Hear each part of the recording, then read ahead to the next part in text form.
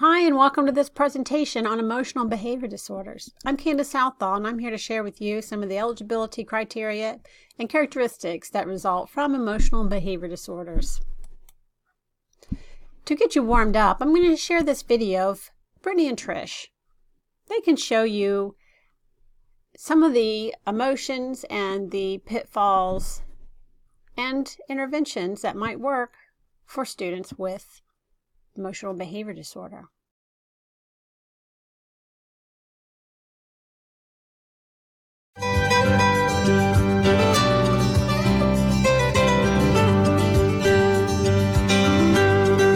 Brittany is a 14-year-old 8th grader with a behavioral disorder. The past year and a half in the inclusion environment of her new school has been a time of dramatic growth in terms of her personality, social skills, and academic performance. In fact, she's currently an honor roll student. I've worked for 25 years, and when she came into, and at the point that she came into 6th grade, I was in a fairly significant position that I just gave up. I said, I got to be home with Brittany. I've got to direct her. And I realized I couldn't do that. So that's when I came to the school, requested that she be put in the academic enhancement program because I emotionally, psychologically, relationship-wise, we couldn't do it together. It just wasn't working. And to have her in this program has been life-changing. The improvement for her is increased self-esteem, which is one of the things that she's really battled most of her life. Two significant factors promoting Brittany's success are modified testing and a very positive student-teacher relationship. On testing, she will take the full-blown test in the classroom, take a modified test, and then they'll average the scores together because Brittany wasn't capable of taking the full-blown 200-question social studies test. They've added a new person here, Miss Rainey, who has taken Brittany on, as I'm sure she has so many other students, and Brittany's on the AB Honor Roll for the first 2 semesters, and it's been incredible. And the way they modify the program, I don't know from day to day. Miss Rainey is so in touch with Brittany, she does what Brittany needs. Brian, tell me the question you're going to be presenting. How Muslims lived and what they believe. Thank you. Brian, tell me what your question is. I'm sorry, my life? My life is better. Thank you. And Brittany, what question are you How presenting? were early Muslim women treated? Excellent. So when you leave this class, I want you to be prepared to show your information and learning in your regular class, okay?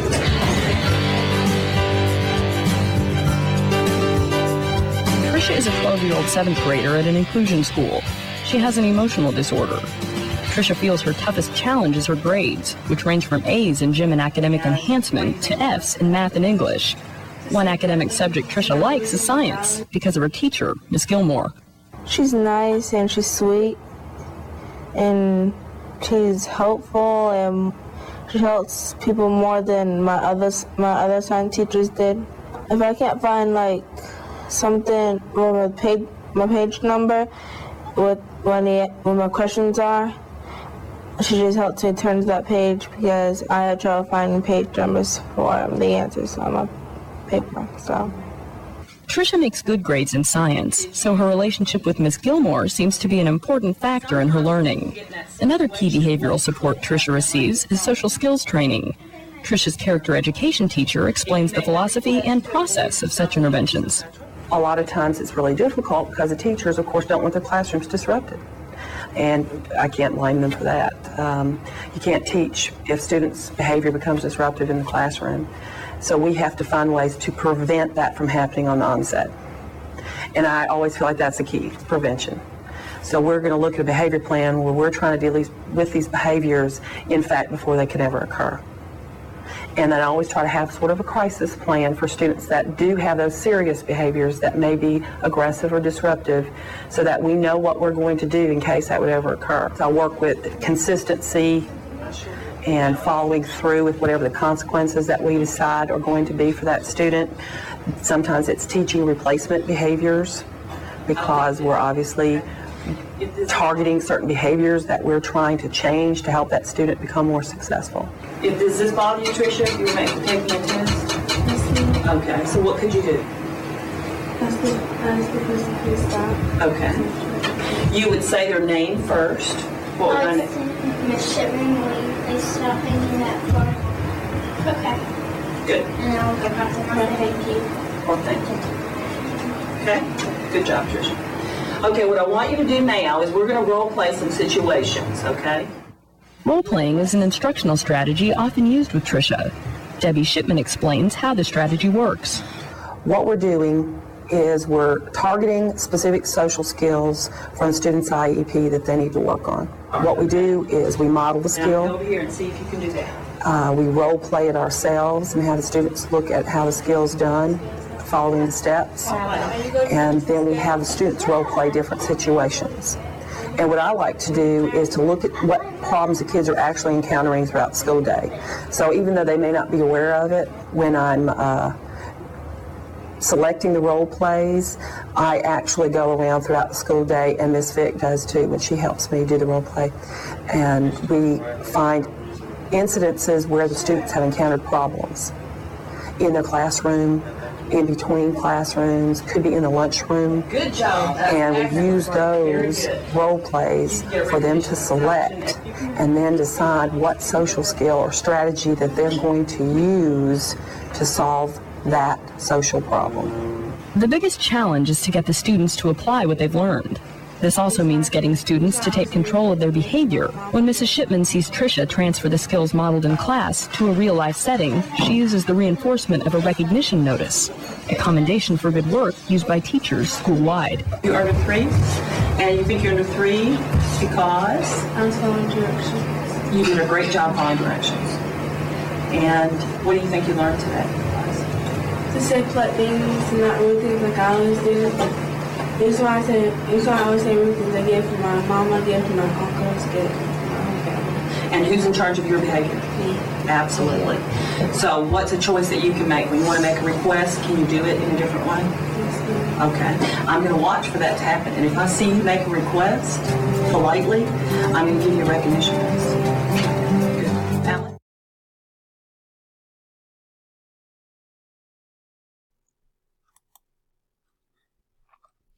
So learners with EBD are at an even more heterogeneous group of learners than those with SLD.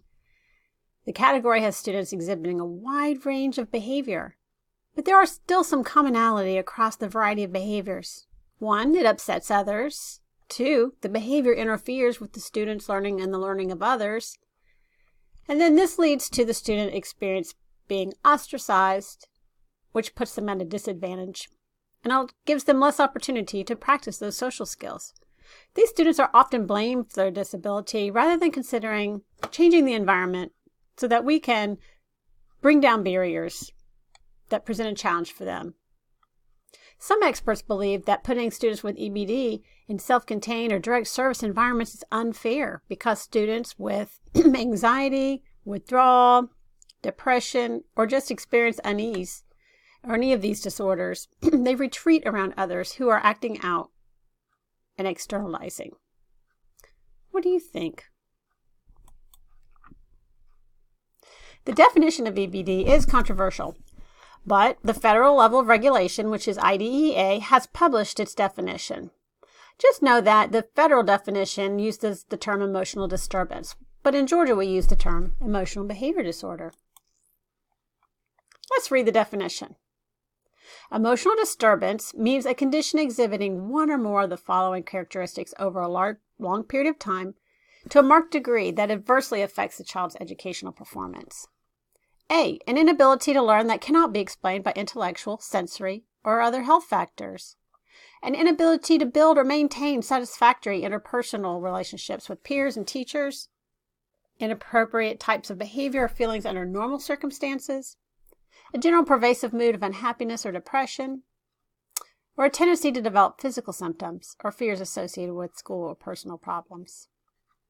To be considered for placement in a program of children with EBD based on eligibility report, the report must include documentation of prior services including counseling, modifying the regular program, or an alternative placement. And that has to come along with database progress monitoring on those intervention results. A student must have a psychological evaluation and a report of behavioral observations over a significant period of time with a written analysis of the duration, frequency, and intensity of one or more of the listed characteristics. The student's social history must include information regarding a history of the current problems. Some extra inclusionary and exclusionary criteria are provided.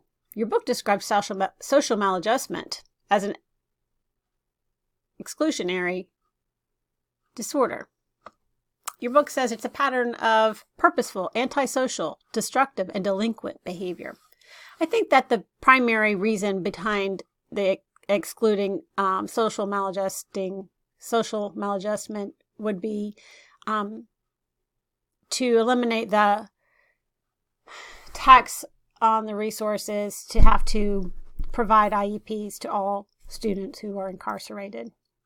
Some students just choose a life of law-breaking or making decisions that put them at that kind of risk, or they actually are doing it knowingly and they're able to refrain from the behavior. But it is, just a very fine line between judging whether someone can control behavior or not. But characteristics of EBD are often evaluated with behavior rating scales. The BAS-3 is a very common survey for teachers and parents, and the results of the survey generate standardized scores for a number of behavioral domains, which helps us look for patterns of strengths and weaknesses to guide intervention and supports.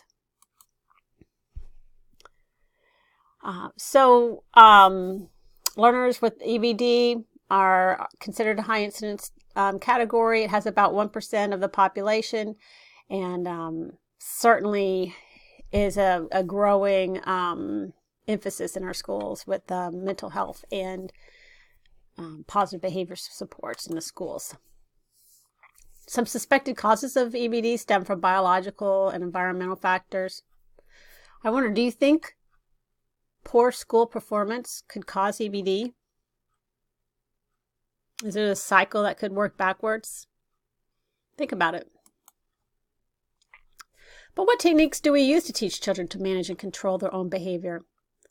Positive behavior supports are approaches to intervention based on behavior science principles and are meant to replace punitive measures for behavior control. They include functional assessments, positive interventions, and evaluative measures to evaluate and assess progress. Functional behavior assessment is a key part of PBS. Functional behavior assessment is a multi-step procedure with the purpose of understanding the intended objective or intent of the student's behavior, as well as describing the behavior. Starts with the premise that self-destructive behavior has a rational purpose. The goal, through functional assessment, is to determine the nature of that purpose. A specialized behavior intervention plan is then developed and implemented based on the results of that functional assessment. Of course, good school operation requires universal group behavior support in the form of school-wide positive behavior support systems and management strategies, but the specialized group behavior support that is based on a separate plan for 5% of the students, they create 50% of the school behavior problems. Applied behavior analysis, or ABA, of course, is based on the work of B.F. Skinner, and it focuses on the ABC approach, the antecedent, behavior, and consequence. So by modifying the antecedent behavior and the consequences that follow, we often modify the behavior itself. Residential care is an extreme example of a Tier 3 application. Several residential care programs do exist, and they use a re-education model. This model stresses positive wellness as well as building academic competencies. It's an approach that attempts to prevent problem behaviors occurring in the first place. Social skills training. Of course, students with EBD usually need to improve their social skills to produce socially acceptable learned behaviors such as empathy, self-control, cooperation, assertion, and responsibility. Some have suggested improvements in academic skills instruction might improve their behavior in many students with social skill instruction itself. One of the biggest problems these students experience is failure of generalization of the skill from one environment to another. The wraparound approach involves a commitment to blend and create services for children, their teachers, and their families. Wraparound incorporates a family-centered and strength-based planning for students with EBD and their families. Peer tutoring, or peer-assisted learning strategies, or PALS program, it pairs students with disabilities as the player and the student who has been trained to help as a coach. This pair then works on academic work, and this approach has demonstrated growth in reading. And assistive technology, of course, the computer can be especially useful for learning because it provides an objective, neutral response for children, sometimes provocative and challenging behaviors. Computers can focus the attention to the student, adapt the speed to deliver, and match the student's pace of learning. It also creates a structure for students who have a hard time creating their own cognitive structures. I'm going to post an article for you to read which reviews some of the evidence-based practices for supporting students with EBD. Be sure to read the Neeson article to get a full description of the list of these practices. Thank you for your attention, and I hope you have a great day.